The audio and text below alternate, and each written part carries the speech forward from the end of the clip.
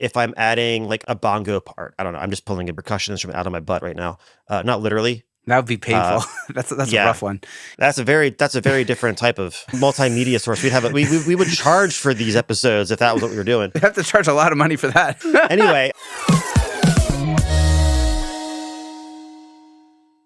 hi Ben. Hi, Carl. How are you? I'm good. I'm doing great. We're getting In a goofier weird as mood. the day moves on. You know, like we're just Yeah. that's how it goes. Yeah. as you're getting later into the evening, and as my caffeine and Adderall are both kicking in for the day. Yeah. So today we are back. Today, Junior. What's that from? I think it's Billy Madison. Yes. I forgot about that. Yeah. Sorry. I'm all about movie references from at least 15 years ago. You know, and way further. I think that's from the 90s or something. I was gonna say, like, that's a lot. I'm sorry to burst your bubble there. But I'm just not up to date on movies anymore. Since having kids, I basically don't see movies. So, but before then, I used to go. Yeah. Anyways, what are we going to talk about today, Carl? I think we had an idea. We had an idea.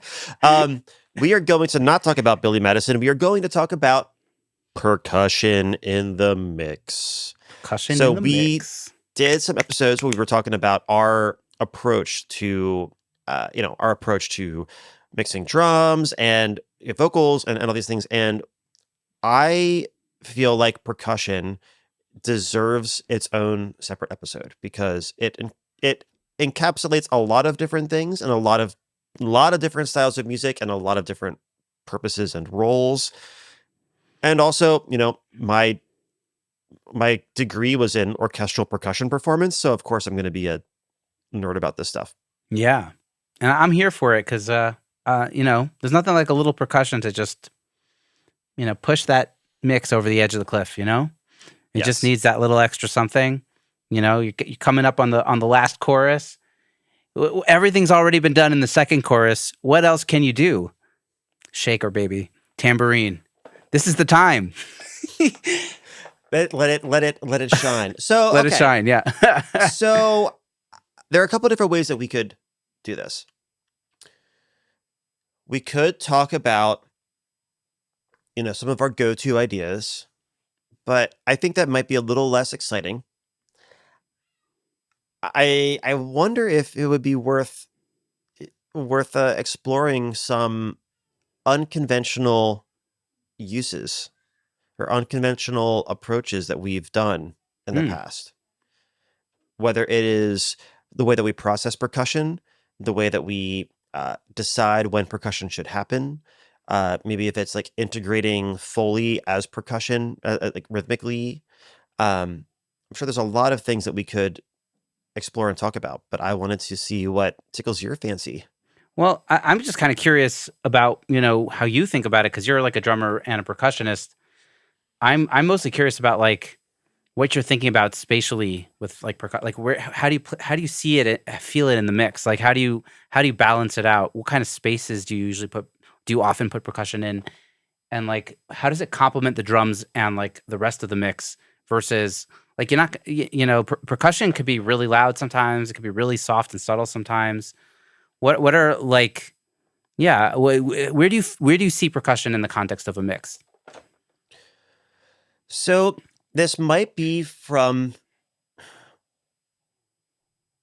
I think my approach and my view on percussion is, it comes from, I think obviously, me studying orchestral percussion in college, but also being a super nerd for pop music. And, I grew up listening to a lot of like experimental, it's so weird to say like 20th century composers, like that used to mean like forward thinkers, and now it's like we're talking about people from the 50s. But I think how I approach it is I very rarely add percussion to try to like add rhythm. I am trying to add texture and energy. And when you want to add energy to something, sometimes adding a new rhythm can help. If you're coming from like something very sparse and you're like the beginning of verse 2 is like really sparse, and then like the second half as it's starting to pick up, we add like another rhythmic layer that helps to pick it up, right? Like that's when I would do something like that. Like there's no, even something that's just kick and snare in the first half, and then like the hi-hats come in the second half, or like a shaker comes in the second half, right? That's a kind of easy to imagine Yeah, yeah. scenario. But when I'm doing something like the scenario you were talking about, where you're going into that last chorus and it needs something else, and you're like, let's add shaker. To me, most of the time when I'm adding percussion, I'm doing it to add texture as opposed to adding a new rhythmic component. Yeah. So it is very common for me, like, to, even in like a fairly minimal arrangement, to have like 3 or 4, sometimes a lot more, like layers of percussion happening at the same time. But I'm not having 3 or 4 different rhythms happening at the same time. They're all usually either playing the same like pattern on paper, you know what I mean? Like they're all like Mm-hmm. doing just like 16th notes, or just 8th notes. But it's the variation of the texture and the variation of the combination of those things that creates that extra depth for me. So I'm not trying to add new things to grab your attention. I'm trying to add depth to the rhythms that are already happening, Right. and giving variation to the texture of that. So if it's Yeah. something where there's, if I'm adding like a bongo part, I don't know, I'm just pulling a percussion instrument out of my butt right now. Not literally. That would be Uh, painful. That's a yeah, rough one. Yeah. that's a very different type of uh Yeah. multimedia source. We would charge for these episodes if that was what we were doing. We Um, have to charge a lot of money for that. yeah. God. Sorry. Anyway, but no, but like if I was gonna add like a percussion layer to something, usually what I would think is like, okay, well, this is either it's playing straight 16th notes, with different accent patterns, or maybe it's not playing every note. It's actually kind of minimal, but there are no, if the existing rhythmic pattern is like 16th notes, generally speaking, I'm not going to add something that has like a little fast, like little flutter fill or flams or like 30-second notes in it, because those new parts, those new rhythms, are going to break from the unisonness of the rest of the percussion, and therefore grab your attention. Mm. And I just thought of a good example to, But percussion could be used so yeah, effectively at doing just that.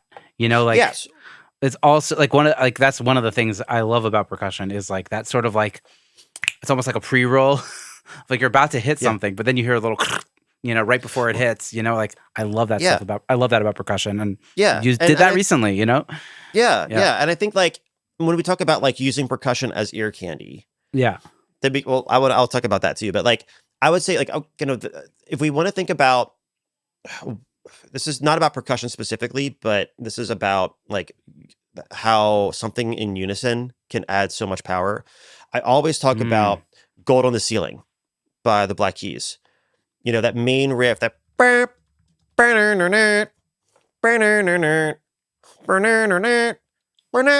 like that riff. If you listen to it, there's, I think, like 2 or 3 octaves of synths, uh, synth bass, electric bass, multiple guitars, um, organ, I believe, and I think there's even like I forget, like a glockenspiel or something, So you have like a all full playing. wall of sound. It's like a wall sound, but like you don't hear, like, all those instruments aren't playing different rhythms and different counter melodies. You just hear this like big wall. So like it's just this huge monstrous like texture that you just bob your head to. And when you listen to the drums in that part, there's like the drums are doing that dun, dun, dun, dun, dun, dun, dun, dun, dun, dun. The Tambourine's shuffle. just doing Yeah. the bass is doing dun, dun, dun, dun, dun, dun, dun, like the rhythm parts. Like there's only really like 3 rhythmic things even happening, in there. And if you look at it, they're all just doing some variation of that, like kind of shuffly. Yeah. Some are playing the notes, some are like not playing some of those parts, but they're all on that same kind of grid. Mm-hmm. And if we just started adding in like a into that, all of a sudden it would kill the mood. Even if that was the only thing happening, even if it was just like hi-hats doing like playing all three of the triplets in that little shuffle, Right. even It if would it is distract. as cool, even if it's like super, super, super, super, super, super quiet, because it's something, it has notes that are happening where no other notes are happening, you're Yeah. gonna hear it.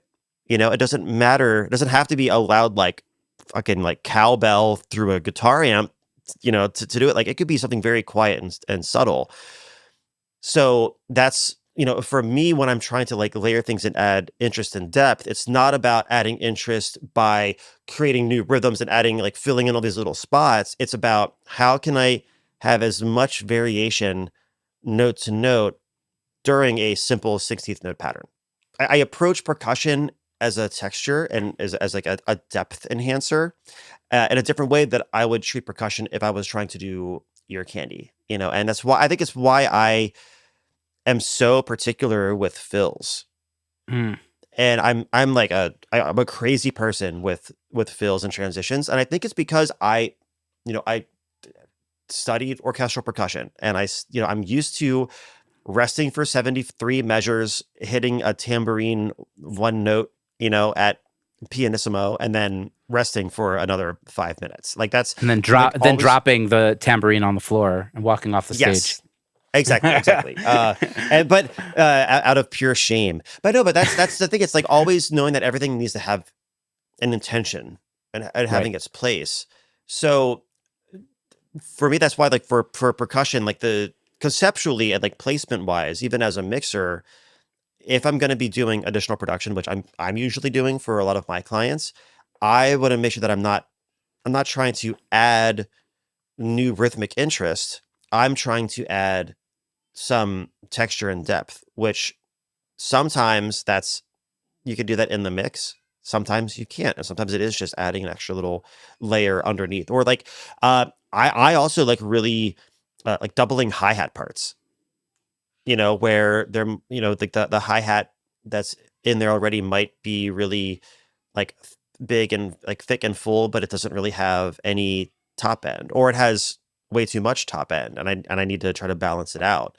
I'm Mm. like trying to create a more something that is going to create the kind of balance that I want for that part.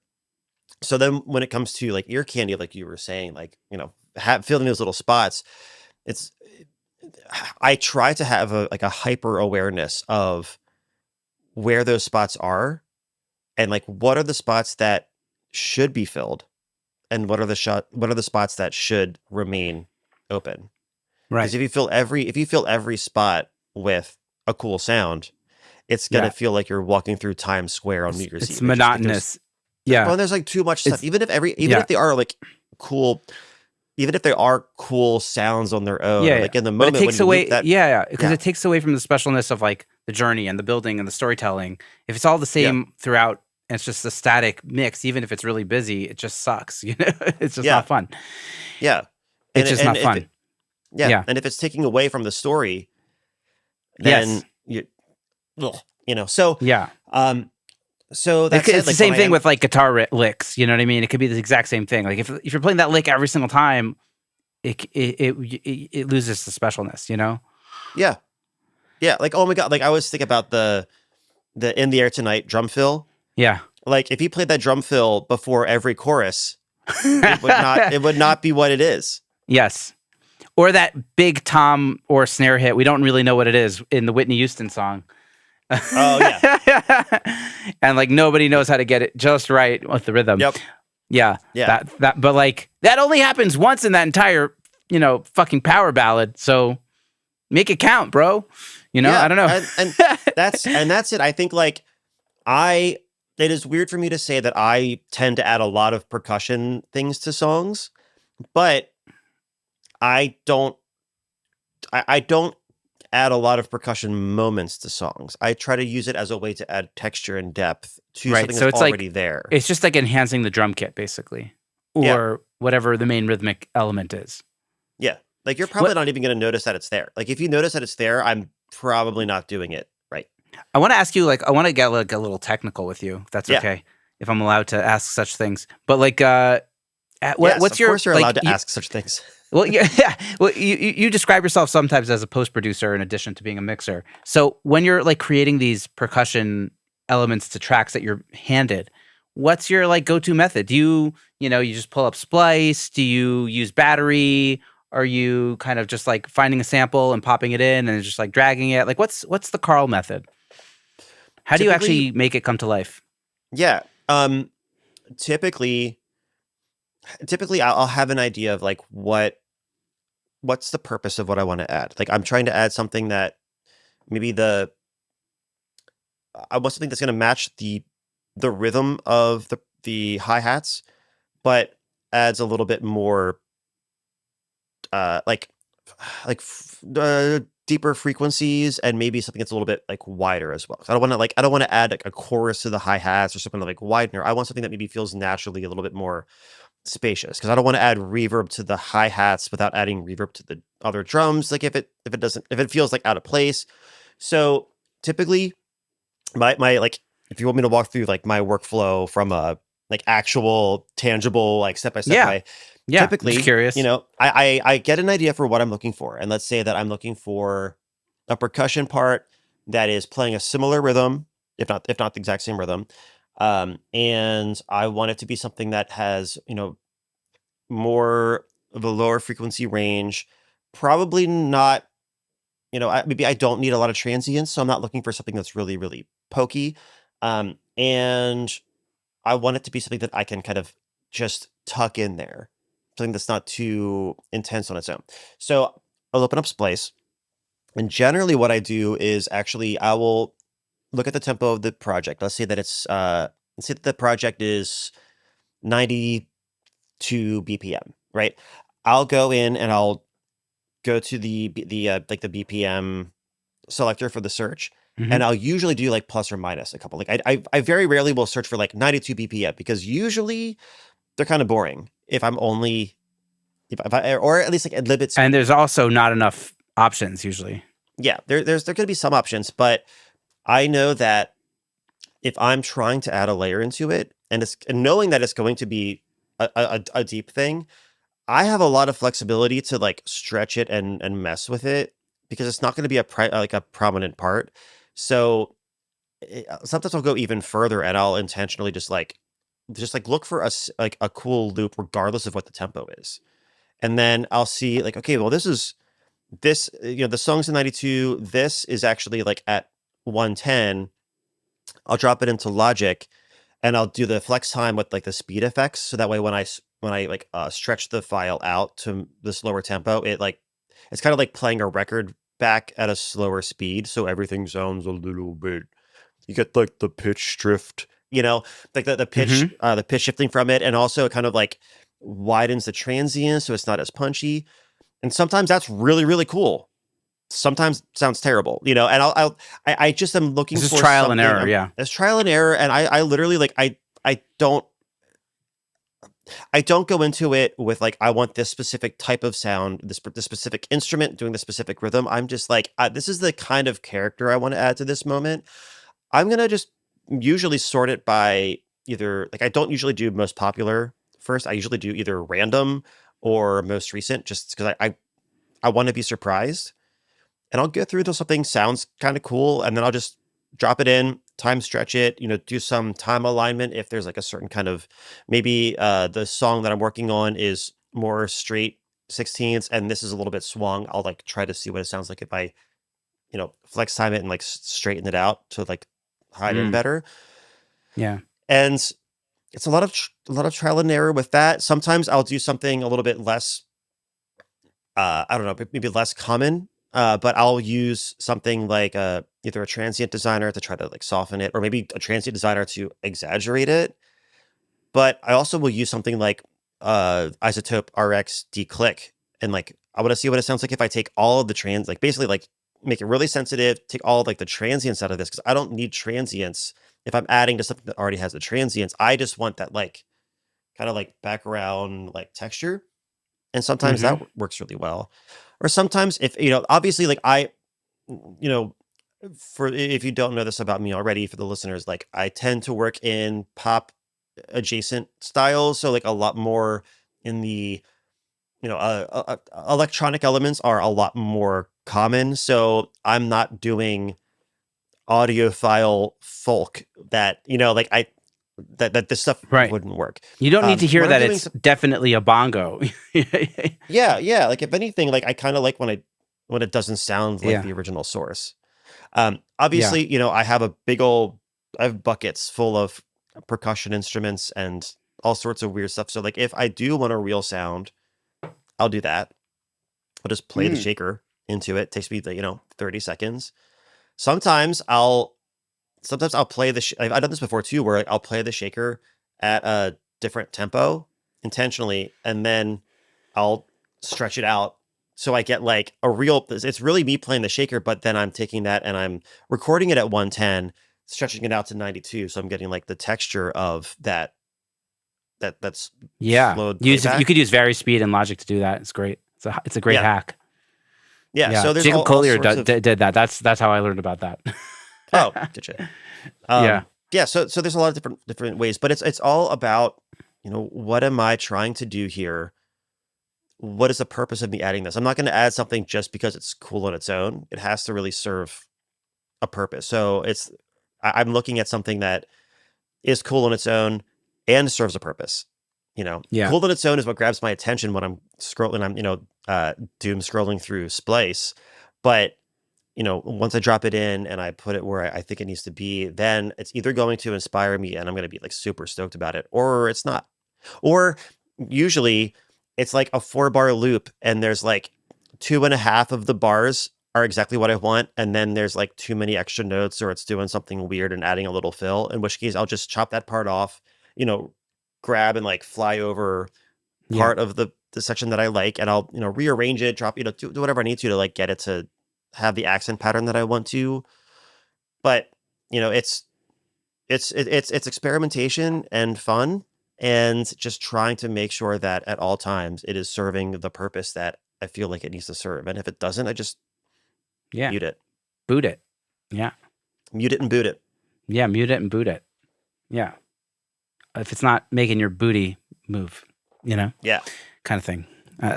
Okay. It was just sitting there for me. yeah. It's just like underhanded pass. Awesome. I don't know what else I want to add to this, but I guess like I would say I'm doing more of the real kind of percussion parts than you are, based on like the stuff that I'm working on. I'm doing less Yeah. percussion to kind of enhance a groove versus like what is a part here that's going to enhance the storytelling of this song.